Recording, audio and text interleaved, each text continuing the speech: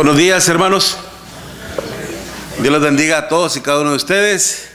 Sean bienvenidos. Qué bueno que ya puedan estar aquí con nosotros. Como bien lo decía nuestro hermano, las enfermedades, así que han azotado a muchos. Hay mucha enfermedad aquí en esta ciudad, por el clima, el tiempo, qué sé yo. Lo importante es que estamos bien, gracias a Dios, y todavía nosotros pues seguimos adelante, hermanos, sirviendo a nuestro Dios. Nos da mucho gusto que estén de regreso y que estén, sobre todo, que estén bien, ¿no? Y que algunos que hayan estado fuera de la ciudad, que también ya están de regreso, hermanos, también sean bienvenidos. Saludamos a aquellos hermanos que también nos estén siguiendo por las redes sociales. Dios les bendiga a todos y cada uno de ustedes. Si tienen algún tipo de comentario, preguntas, también nos lo pueden hacer ahí mismo, o pueden mandarnos un mensaje también. Recuerden, mi correo electrónico es mgarcia-medio165@hotmail.com. También pueden mandarnos un mensaje por ahí, si lo quiere ser más privado, y pues cualquier duda, inquietud, le podemos ayudar con eso. Si no lo sabemos, puesto que hay que reconocer, ¿verdad?, que no lo sabemos todo, no somos expertos en la materia, pero gracias a Dios hemos aprendido algo de la palabra de nuestro Dios, y a veces es necesario recurrir a la palabra para poder analizar, estudiar cosas en base a la pregunta que nos hacen, y después tenerle la respuesta correcta a su inquietud o a su pregunta. Lo igual ustedes, hermanos, también, si tienen alguna pregunta, alguna duda, también alguna observación, alguna crítica, ya sea constructiva, también puede hacerlo con un servidor, esperando que terminemos y podemos platicar también de ello. Siéntase en la plena confianza, hermanos, de hacerlo, ¿okay? Nosotros no somos de alguna manera, ¿cómo se le dice? No somos infalibles, en el sentido de que nunca nos podemos equivocar. Por supuesto que nos podemos equivocar. Al fin de cuentas somos seres humanos y podemos cometer errores en nuestra instrucción, en nuestra interpretación, y estamos expuestos a ello, y tenemos que estar abiertos también para una corrección y tener suficiente humildad para reconocerlo también. Pero bueno, así que ya sabe, siéntese en la plena libertad de hacerlo, ¿ok? Bien, estamos hablando, hermanos, en cuanto a las bienaventuranzas en Mateo capítulo 5, y estábamos analizando precisamente en la segunda bienaventuranza, cuando dice: bienaventurados los que lloran, porque ellos recibirán consolación. ¿Okay? Ya hablamos en cuanto a esto sobre, bienaventurados los que lloran. Ya hablamos a qué se refiere el hecho de llorar. Se refiere básicamente al estar en aflicción. Cuando hablamos de aflicción, estamos hablando de dolor, de sufrimientos, de angustias, que a veces, hermanos, afligen. Es como un tipo de tortura, ¿okay?, que muchas veces uno tiene. El estar en aflicción, el estar, hablando en término general, ¿okay?, cuando algo nos preocupa, cuando algo no está funcionando bien, y que a veces los problemas hasta a veces nos roban el sueño, ¿okay? A veces hasta nos roban el sueño, ya sea un problema familiar, un problema laboral, familiar, etcétera. A veces hasta nos roba el sueño, nos quita el sueño. Ya andamos ahí como sonámbulos a las 3, 4 de la mañana, ¿verdad? Entonces, yo por lo general, cuando eso me pasa, me levanto, ya se hace que me voy a la sala, prendo la televisión, distraigo mi mente de ese problema, que distraigo mi mente, y ya una vez que ya le ayudo a mi mente eso, ya me relajo y otra vez reconcilio el sueño. Pero hablando en términos generales, obviamente, pero ya dijimos, hermanos, ya aclaramos que este tipo de sufrimientos no están relacionados con la vida cotidiana. No tienen nada que ver, aunque de alguna manera, puede ser que estén algo relacionados, a veces por nuestras malas decisiones, a veces por las decisiones que tomamos, que de alguna manera también provocan, causan, o sea, vienen las consecuencias, y eso a veces nos acarrea algún tipo de problema, algún tipo de aflicción, etcétera. Entonces, y ciertamente, ya estando en una situación así, es obvio, hermanos, que también afecte nuestra vida espiritual también. Empezamos a cuestionar a nuestro Dios el por qué a mí me tiene que pasar esto, por qué siempre a mí me tiene que suceder esto, y cosas así por el estilo.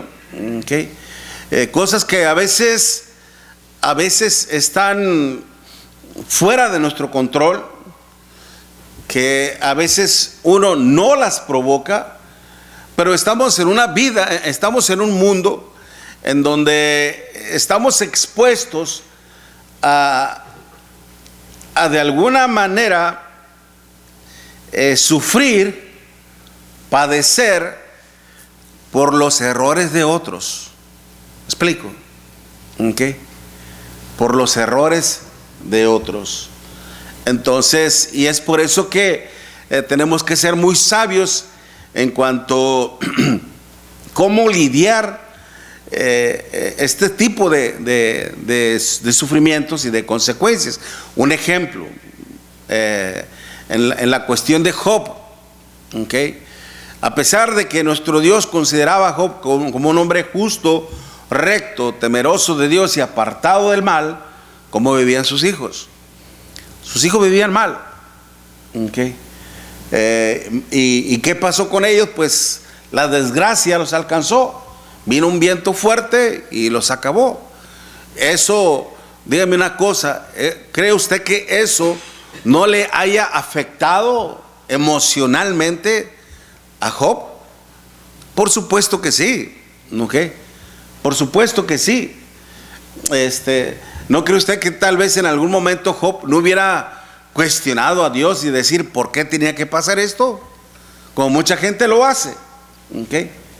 Como mucha gente lo hace.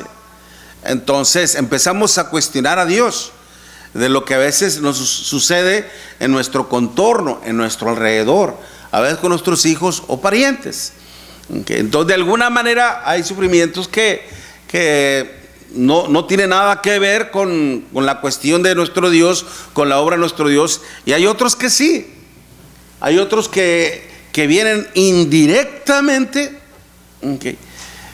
por decirlo, por las decisiones erróneas de otras personas, como también directamente, que a veces también nosotros tomamos decisiones y a veces vienen las consecuencias. Nosotros, como padres de familia, al fin de cuentas somos los que tomamos las decisiones en la casa. Ciertamente tomamos en cuenta la opinión de la esposa, de la mujer, que también es muy importante, y a veces, hasta a veces, lo digo honestamente, hasta a veces las sugerencias, las opiniones de ellas pueden ser mejor que lo que uno pensaba. Puede ser mejor. Por eso nunca está por demás tomar en cuenta a la compañera. Oye, fíjate que quisiera hacer esto, pero ¿tú qué opinas? ¿Cómo ves? Y ya la opinión de ella puede ayudar en mucho. Y a veces puede ser mejor lo que ella está sugiriendo, y uno puede hacer eso. No porque ya no van a decir, no, pues ya estás obedeciendo a la voz de tu mujer. No, no es de que se está obedeciendo a la voz de la mujer, sino que simplemente se está considerando la idea que puede ser mejor en un sentido espiritual. Porque a veces cuando tomamos nosotros una decisión, hermanos, esto va de alguna manera a repercutir, es decir, a causar un efecto que va a involucrar a toda la familia. Por eso es muy importante hacer esto, porque una vez que uno toma la decisión de qué es lo que va uno a hacer, uno toma esa responsabilidad, como Dios nos puso a nosotros como cabezas del hogar, y esa es una enorme responsabilidad. Entonces, precisamente la decisión que uno toma va a venir consecuencias. Si le atinamos, hermano, qué bueno, gloria a Dios, ¿okay? Todos nos beneficiamos. Pero si nos equivocamos, ¿qué pasa? ¿Qué pasa? ¿Qué sucede? Después vienen como los cuchillitos de madera. Te lo dije, y te lo dije, y te lo dije, ¿verdad? No, simplemente son consecuencias. A veces puede uno acertar, como también uno puede equivocarse, pero es de humanos equivocarnos. ¿Me explico? Y eso vienen ciertamente los problemas, las aflicciones, y ahora qué vamos a hacer. Y a veces estas aflicciones afectan nuestra relación con Dios también, ¿okay? En la cuestión de que ya no podemos estar más tiempo en la iglesia, no podemos colaborar con la iglesia, etcétera, etcétera. Que por eso hay que saber lidiar. Dios, hermanos, la voluntad, o sea, Dios no es que Él quiera que nosotros padezcamos. La voluntad de Dios no es que Él quiera que nosotros suframos. Es decir, para que aprendan van a sufrir. No se trata de eso, hermanos. No se trata de eso, ¿okay? Sino que estamos en un mundo realmente en donde, ¿cómo le podría decir? Estamos expuestos, ¿okay?, a las injusticias de la vida, o a las injusticias de los hombres, a la maldad de los hombres también. Todos estamos expuestos a ello. Y Dios, hermanos, más que todo nuestro Señor Jesucristo, que es nuestro Creador, pero obviamente también nuestro Dios, ¿okay?, conoce nuestra humanidad. De hecho, mire, vaya rápido allá en Éxodo, en el capítulo 32.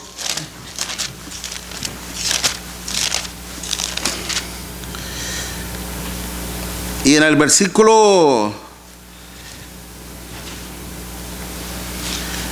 Éxodo 32, versículo 7. Éxodo 32, versículo 7. ¿Lo tienen? Éxodo 32, versículo 7. Entonces Jehová dijo a Moisés: anda, desciende, porque tu pueblo que sacaste de la tierra de Egipto se ha corrompido. Pronto se han apartado del camino que yo les mandé. Se han hecho un becerro de fundición y lo han adorado. Y le han ofrecido sacrificios y han dicho: Israel, estos son tus dioses que te sacaron de la tierra de Egipto.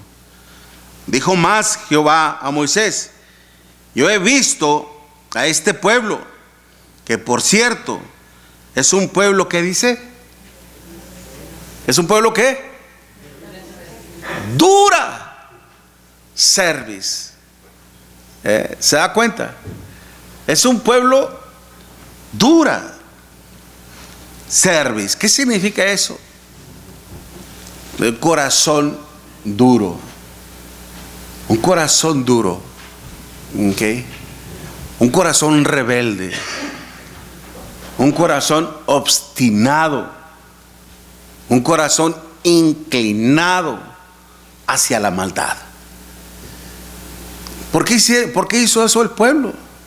¿De dónde había sido sacado ese pueblo? De Egipto. Y en Egipto, ¿qué era lo que se practicaba? Eso es lo que estaban haciendo, la idolatría. ¿Okay?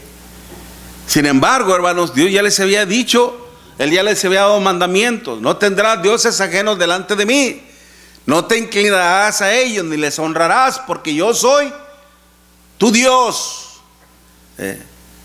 Tu Dios, un pueblo celoso, un pueblo que te sacó de la esclavitud, etcétera, etcétera.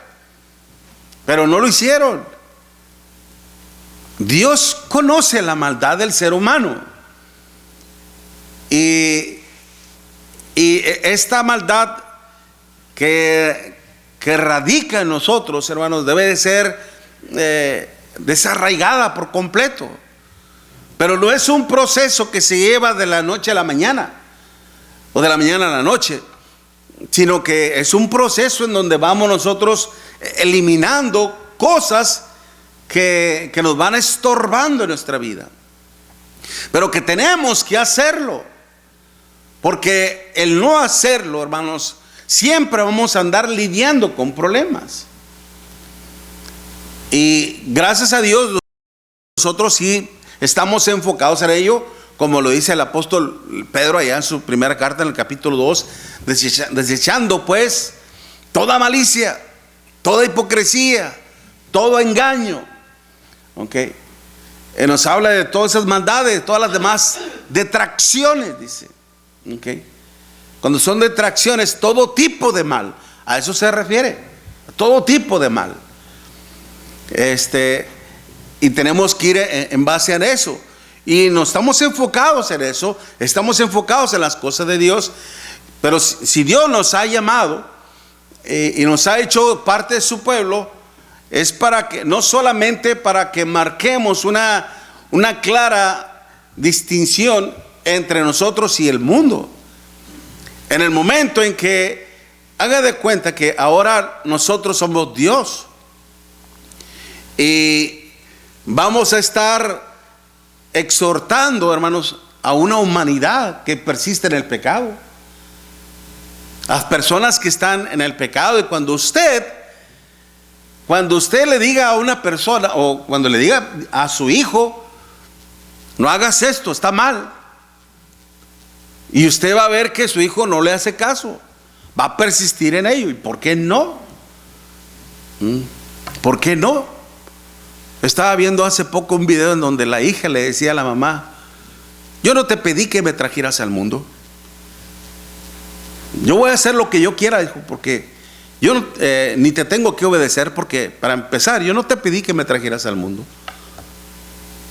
Y la mujer se quedó callada, no supo qué hacer. ¿Qué hubiera hecho usted en su lugar? Es cierto, ¿verdad? Pero yo en su caso le hubiera dicho: ni tampoco yo te pedí que fueras tú, ¿verdad? Yo no pedí que fueras tú. Ándale, como decía nuestro hermano Arsenio, anda. Pero ciertamente cuando no se toma el consejo de nuestro Dios, siempre va a haber rebeldía. Nuestro Señor Jesucristo, ¿por qué cree que Él murió en la cruz? Lo decíamos la semana pasada. ¿En base a qué? Él confrontaba al hombre con su pecado, y a consecuencia de eso, ¿qué pago recibió el Señor? La muerte. ¿Okay? La muerte. Él, siendo el Hijo de Dios, confrontando a todos con su pecado, provocó el celo, la envidia, el mal de muchos para atentar contra Él. Y es por eso que Él padeció y sufrió terriblemente. Él después, hermanos, estuvo en una total y constante angustia, porque desde una vez que Él presentó su punto de vista en cuanto a las cosas de nuestro Dios, hermanos, se convirtió en enemigo de ellos. Por decirles la verdad, cuando usted a veces haga esto, cuando usted le diga a una persona la verdad de Dios, en la cuestión moral, en la cuestión familiar, en la cuestión espiritual, hermanos, va a empezar a haber problemas. Va a empezar a haber problemas. Y la única solución va a ser esta. Mira, yo respeto tu opinión, tú respetas la mía. Si quieres que vivamos en paz, no te metas conmigo. ¿Se da cuenta? Y empiezan a decir, yo por eso yo no le digo nada, que viva su vida como él quiera.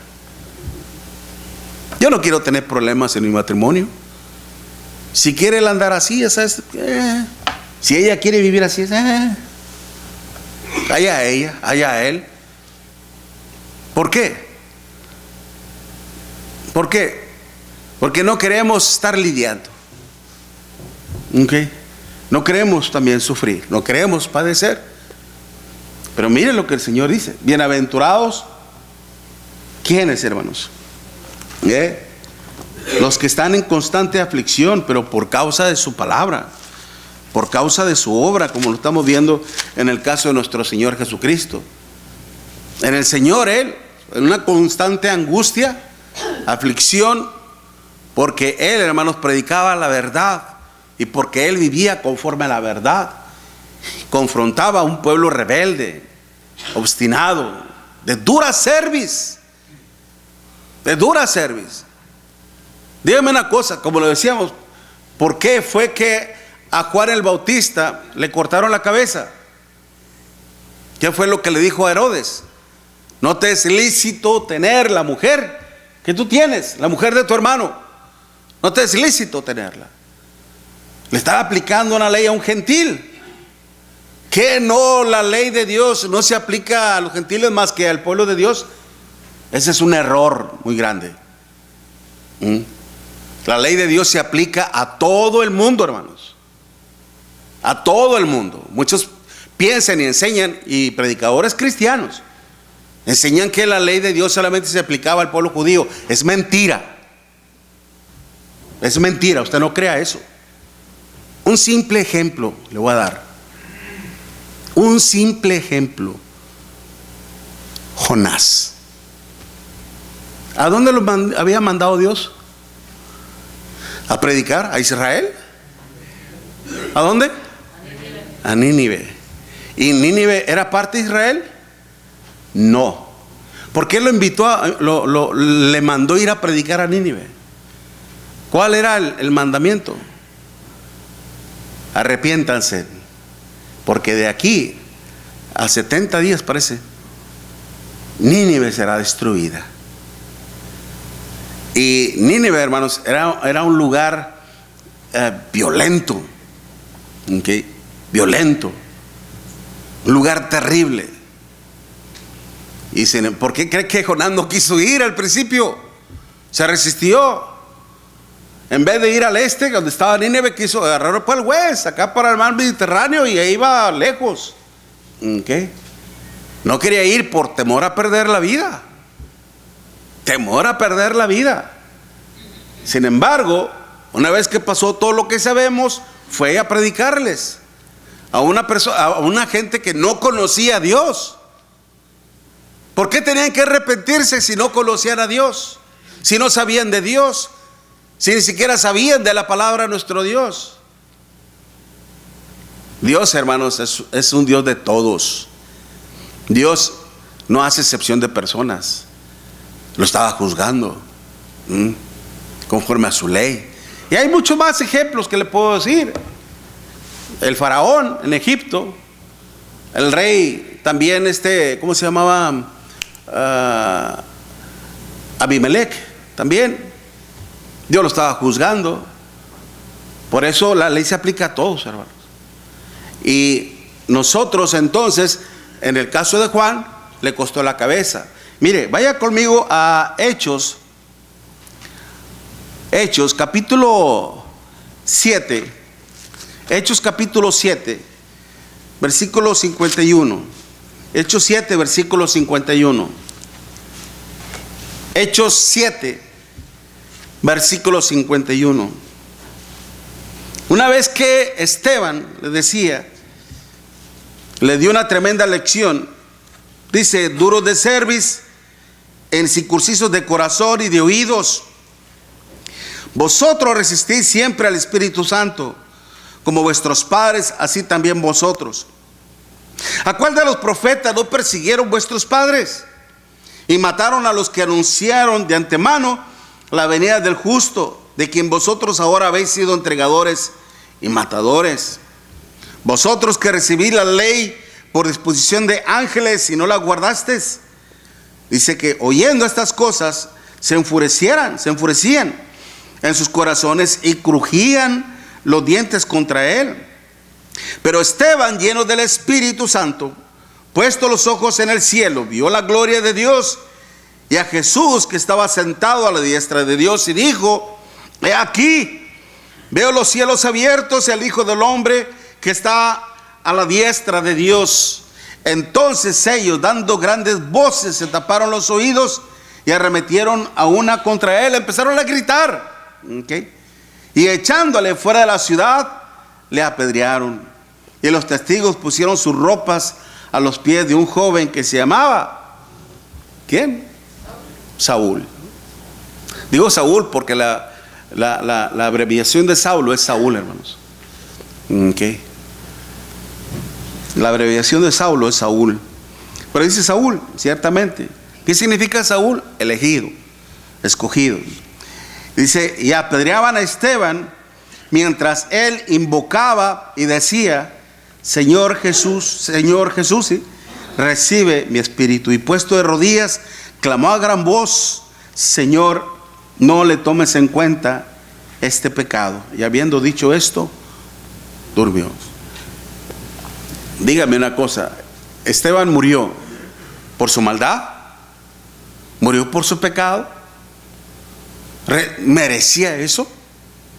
No merecía eso. Pero fíjense algo muy interesante. Bueno, espérame. Todos los sufrimientos lo vemos en el caso de Juan el Bautista. De hecho, me anticipé un poco, porque podemos recordar también en Hechos capítulo 5 al apóstol Juan y al apóstol Pedro, cuando predicaban en Israel y confrontaron también a los principales escribas, a los sacerdotes, etcétera. También fueron echados presos, y antes de soltarlos les azotaron también, y dijeron que ellos se sintieron dignos de sufrir y de padecer por el nombre de nuestro Señor Jesucristo.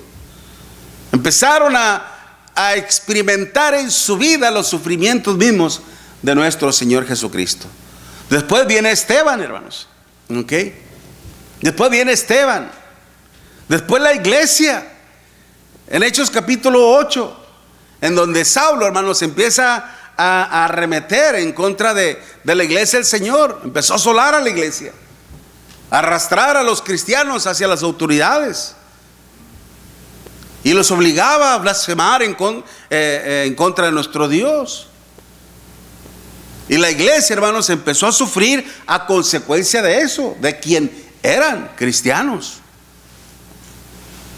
Cristianos que estaban sufriendo por causa del nombre del Señor. ¿Qué fue lo que les dijo nuestro Señor Jesucristo ya en Marcos capítulo 8? Si alguno quiere venir en pos de mí, niéguese a sí mismo. Y luego, ¿qué dice?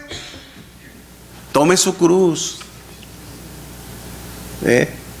Tome su cruz y sígame.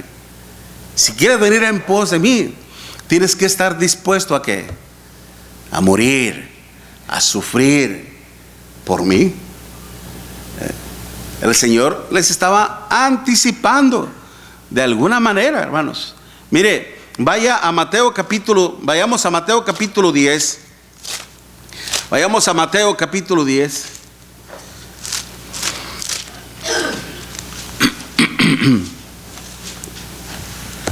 Mateo capítulo 10, versículo 16. Mateo 10, versículo 16. He aquí, yo os envío como ovejas en medio de lobos. Sed pues prudentes como serpientes y sencillos como palomas. Y guardaos de los hombres, porque os entregarán a los concilios, y en sus sinagogas os, ¿qué dice? Azotarán. Dice, y aún ante gobernadores y reyes serán llevados por causa mía. ¿No fue así Pablo? Por supuesto. Dice, para testimonio a ellos y a los gentiles. Mas cuando os entreguen, no os preocupéis por cómo o qué hablaréis, porque en aquella hora os será dado lo que habéis de hablar, es decir, el evangelio del Señor. ¿Okay? Después dice, porque no sois vosotros los que habláis, sino el Espíritu de vuestro Padre que habla en vosotros. El hermano dice, y mire, fíjese de dónde empezará. El hermano entregará a muerte al hermano, y el padre al hijo, y los hijos se levantarán contra los padres y los harán morir. ¡Wow! ¿Cómo iba a ser esto posible? Mira, papá, tú que eres cristiano nos estás acarreando una serie de problemas. Nos estás acarreando una serie de problemas, y nosotros no queremos tener problemas con el gobierno, no queremos perder nuestras casas, no queremos que les pase nada a nuestros hijos. Así que lo sentimos mucho, papá, pero van a venir por ti. Y llegaba la guardia, ¿cómo le llamaban? Los pretorios de Roma, hermanos. Haz cuenta, como la policía. Llegaban, los tomaban y se los llevaban a torturarlos y a matarlos. Todo es que yo tengo que pensar en mí, es que yo tengo que pensar en mi esposa, tengo que pensar en mis hijos, yo tengo que proveer para ellos y guardarlos, y allá él con su creencia. Yo no voy a exponer a mi familia de esta manera. ¿Se da cuenta? Era algo terrible realmente. Dice, y seréis aborrecidos. Mira el versículo 22. Y seréis aborrecidos de todos. Y seréis aborrecidos de todos por causa de mi nombre. Mas el que persevere hasta el fin, ¿qué dice? Este será salvo. Algunos lo relacionan esto dentro del contexto mismo que está diciendo el Señor, porque ciertamente, literalmente, hubo persecución. En las primeras 10 décadas del cristianismo hubo persecución que empezó por el Imperio Romano, después el emperador Domiciano, el emperador Vespasiano, y etcétera, etcétera. Hubo décadas, hermanos, de terrible persecución contra la iglesia, en donde asolaban a la iglesia, en donde los llevaban presos al Coliseo. Ahí está el Coliseo de Roma. Por eso una de las grandes evidencias, hermanos, que testifica la historia del cristianismo real y verdadero, hermanos, es la arqueología. Okay. Mucha arqueología se está descubriendo tanto en Israel como en otras partes del mundo antiguo, en Grecia, no se diga, Roma. Ahí está el Coliseo todavía, en ruinas, pero ahí está. Que testifica, hermanos, en un lugar de tortura, de sufrimiento también.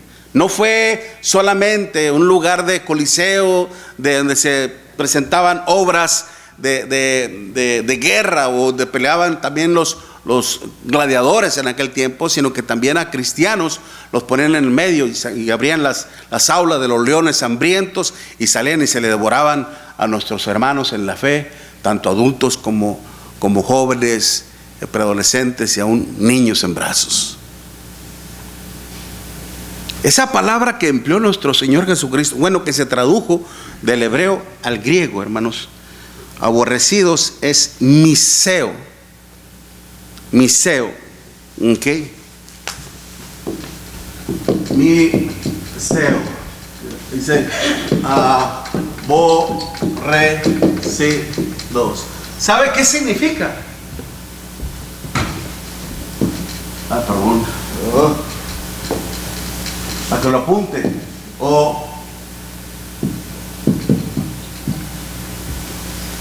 Odio. ¿Qué es odio, hermanos? ¿Qué es odio? ¿Qué es odio?